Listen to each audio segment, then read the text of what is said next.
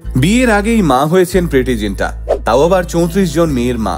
হ্যাঁ, পাঞ্জাব কিংসের মালকিন কল হো না হোর নয়না, কোই মিল গয়া নিশা, বীর জারার জারার একজন দুজন নয়, বিয়ের আগে থেকেই রয়েছে 34 জন মেয়ে। যে সময় দাঁড়িয়ে বলিউডের তাবর তাবর অভিনেত্রীরা যা করবার কথা স্বপ্নেও ভাবতে পারেননি, সেই সময় দাঁড়িয়ে প্রীতি জিন্টা নিঃশব্দেই করে ফেলেছেন সেই অসামান্য কাজ। প্রীতি জিন্টা তার 34 বছরের জন্মদিনে এই 34 জন কন্যাকে দত্তক নিয়েছেন। প্রীতি জিন্টার কাছে এটাই তার জন্মদিনে নিজেকে দেওয়া সর্বকালের সেরা উপহার। এই বছর আইপিএল ফাইনালে আরসিবির কাছে হেরে গেছে প্রীতির পাঞ্জাব কিংস, কিন্তু হেরে গিয়েও গোটা দেশের মন জয় করে নিয়েছে 50 ছুঁতে চলা এই প্রিটি উইমেন, যার মুখের ডিম্পল পড়া অমলিন হাসি আজও নস্টালজিক করে তোলে ভারতবাসীকে। প্রীতির এই 34 জন মেয়ে কিন্তু সমাজের একদম প্রান্তিক স্তর থেকে উঠে এসেছে। কেউ অনাথ, কেউ বা নির্যাতনের শিকার, কিন্তু আজ এই 34 জন মেয়ের একটাই পরিচয়, তারা বলিউড ডিভা প্রীতি জিন্টার মেয়ে। আমরা সকলেই জানি এই বছর আইপিএল ফাইনালে প্রীতি জিন্টার দল আশানুরূপ ফল করতে পারেনি, আর সেই ফলাফলকে কেন্দ্র করে ফাইনালের পর থেকেই বেশ মন খারাপ পাঞ্জাব কিংসের মালকিনের। যদিও সেটাই খুব স্বাভাবিক, আইপিএল এর 2 মাস ধরে তিনি দলের সঙ্গে নিরন্তর জুড়ে থেকেছেন। কখনো দেখা গেছে ঝলমলে প্রীতিকে গ্যালারি থেকে তার দলকে উৎসাহ যোগাতে, কখনো বা দলের খারাপ পারফরমেন্সে মন খারাপ করে গ্যালারিতে বসে থাকতে। বর্তমানে অবশ্য অভিনয় জগৎ থেকে কিছুটা হলেও দূরেই রয়েছেন প্রীতি। 2016 সালে প্রীতি বিবাহ সূত্রে আবদ্ধ হন মার্কিন নাগরিক জেন গুডেনাফের সঙ্গে, আর তারপর 2021 সালে সারোগেসির মাধ্যমে যমজ সন্তানের জন্ম দেন প্রীতি জিন্টা।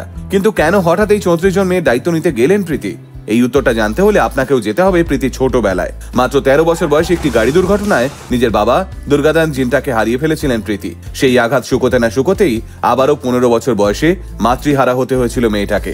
আর এই পৃথিবীতে যার বাবা মানেই তার থেকে বড় অসহায় বোধহয় আর কেউ হয় না। তাই প্রীতি বোঝেন অনাথ হওয়ার যন্ত্রণাটা। আর তাই 2009 সালে প্রীতির যখন 34 বছর বয়স, সেই সময় ঋষিকেশের মাদার মিরাকেল অরফানেজের সঙ্গে যুক্ত হন প্রীতি। প্রথমে অবশ্য আর 5টা মানুষের মতো এই এনজিওটিতে সাহায্যের হাত বাড়িয়ে দিয়েছিলেন প্রীতি, কিন্তু ধীরে ধীরে বুঝতে পারেন একটা মানুষের বেঁচে থাকার জন্য শিক্ষা, খাদ্য, বস্ত্র, বাসস্থানের সঙ্গে সঙ্গে একজন মানুষেরও দরকার পড়ে, যে মানুষটা তাকে মাতৃস্নেহে আগলে রাখবে। সেই সময় প্রীতি সিদ্ধান্ত নেন এই অনাথ, দুস্থ, অসহায় বাচ্চাগুলোর মা হবেন তিনি। আর তাই 34 বছরের জন্মদিনে জীবনের সব থেকে বড় সিদ্ধান্ত নিয়েছিলেন প্রীতি।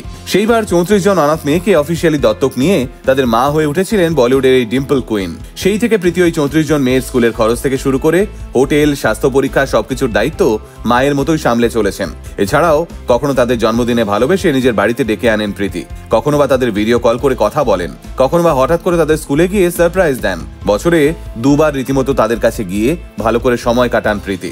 আর প্রীতির এই নিঃস্বার্থ ভালোবাসাই প্রমাণ করে দেয় শুধুমাত্র গর্ভধারণ করলেই মা হওয়া যায় না।